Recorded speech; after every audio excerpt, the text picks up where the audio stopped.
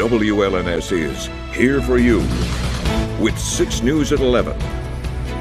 It's an executive address at the most local level. Mayor Andy Shore delivered Lansing's State of the City speech tonight. And it's our top story at 11. Thank you for joining us. I'm Siobhan Klepfer. And I'm Sherry Jones. The State of the City address is an annual tradition in the same vein as the President's State of the Union. Tonight, Mayor Shore highlighted the capital city's recent successes and spelled out its challenges and goals for the next year. Mayor Shore celebrated new investments in Lansing, like new affordable housing through the Lansing Housing Commission. Hundreds of new apartments planned as part of the New Vision Lansing project and plans for the new City Hall. The mayor also touted efforts to reduce crime in the capital city, especially shootings, which increased in recent years. We all remember the increase in crime and in gun violence during the pandemic nationwide, and even right here in Lansing. Well, our crime has gone down once again in the last year. Reports of gunshots are down 32%, robberies are down 27%, burglaries are down 16%, stolen guns are down, and our closure rate last year was 88% with only one case that wasn't closed.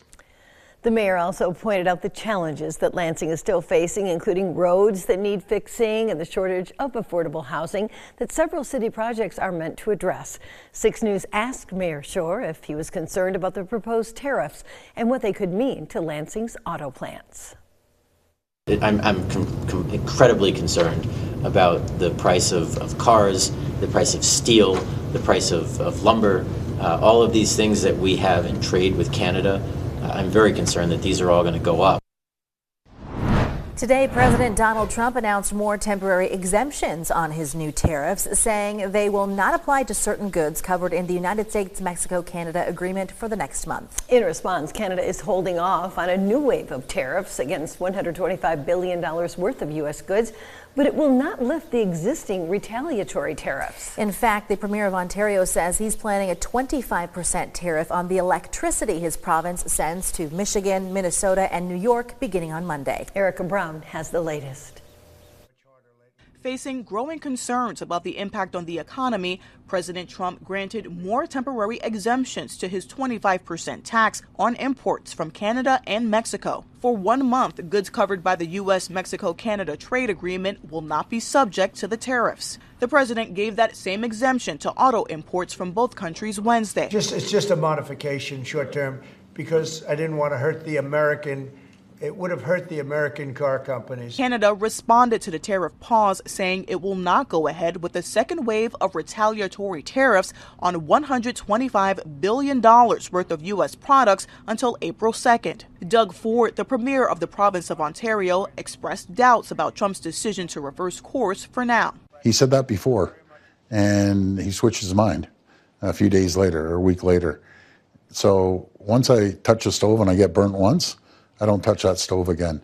He needs to drop all tariffs. The president is also pushing ahead with slashing the size of the government. Cabinet secretaries met with Elon Musk Thursday to talk about the massive cuts by the Department of Government Efficiency. We're going to be watching them, and Elon and the group are going to be watching them. And if they can cut, it's better.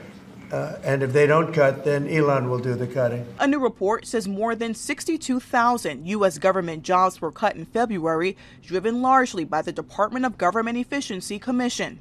CBS News has learned DOGE cuts have affected at least 18 federal departments and agencies.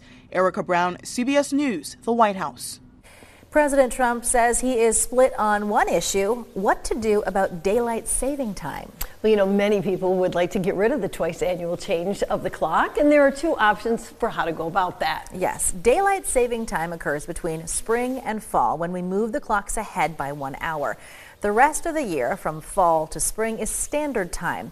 Getting rid of the clock change would mean permanently sticking with one of those models. But when asked about it today, the president was non-committal, saying there was no clear consensus on what people wanted. So this should be the easiest one of all, but it's a 50-50 issue.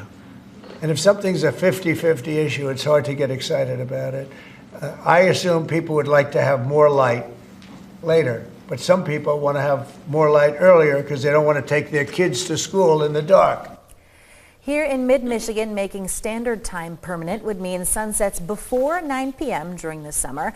However, making daylight saving time permanent would result in the sun rising after 9 a.m. during the winter and a solar noon when the sun is highest in the sky at 1:52 p.m. The clocks will move forward again this weekend. Police were called to the Dollar General store on South MLK in Lansing tonight after shots were fired at the store. It happened around 7 o'clock this evening. Lansing police tell 6 News nobody was hurt, no arrests have been made, but investigators do not believe there is a threat to the public. We are in the middle of Ramadan, the holiest month in the Islamic calendar, and the East Lansing Islamic Center just got hit with a major problem. The center had to shut down its school and temporarily close tonight when a water pipe outside sprung a leak and shorted out the building's power. However, leaders at the center are finding solutions. Iftar, the meals traditionally eaten after dark to break the daily fast, are being offered in to-go boxes. And nearby Best Furniture Store is providing space for the Islamic Center to host regular prayers. You can find more details on the center's Facebook page. In Jackson, a recent inspection determined that the Causeway Bridge carrying MLK Drive over the Grand River will have to be replaced after more than 120 years of operation. The city engineer says the bridge is deteriorating and needs to be replaced with a modern infrastructure. According to our media partners at MLive, the cost to do that is estimated at more than $3.6 million. The Department of Transportation could cover most of that cost. The estimated total cost for the city is just more than $900,000. From Storm Tracker 6, this is Weather First, sponsored by Auto Owners Insurance. Simple human sense. Today very cold and very windy, but we've got warmer weather on the way as early as this weekend.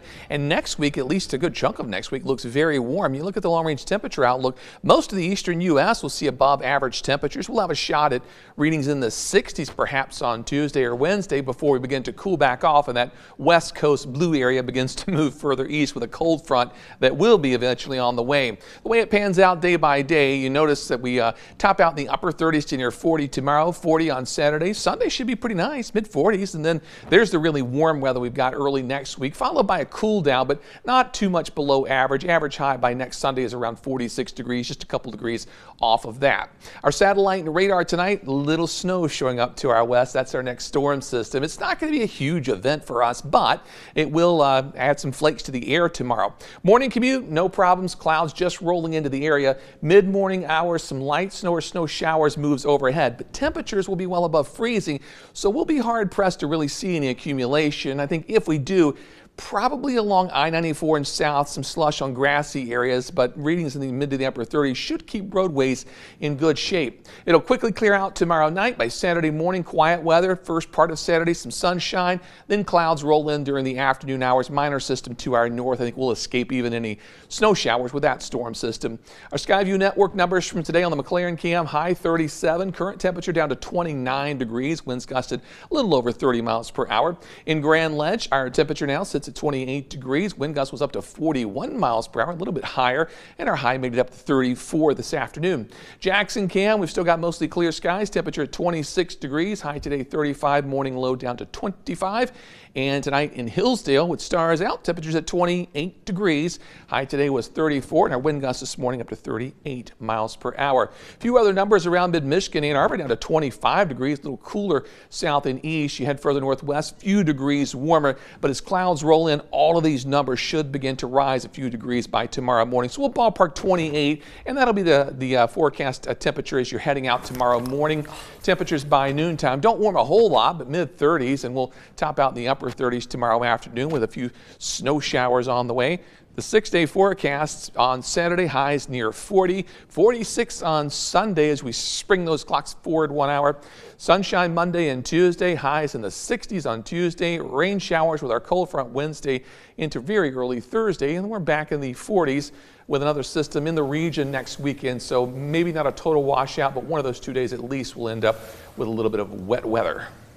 I don't think Sherry was too impressed with the cold temperatures tomorrow. It's like, yeah, I came around the corner, she's making this face. I'm like, is something wrong with my forecast? I know, but we do, you know, springing forward, we're going to have more sunlight later. Yeah, I know, and we work the evenings, so of course we like the sunlight in the evenings. We're kind of biased, so looking forward to that. Yes, thanks, David.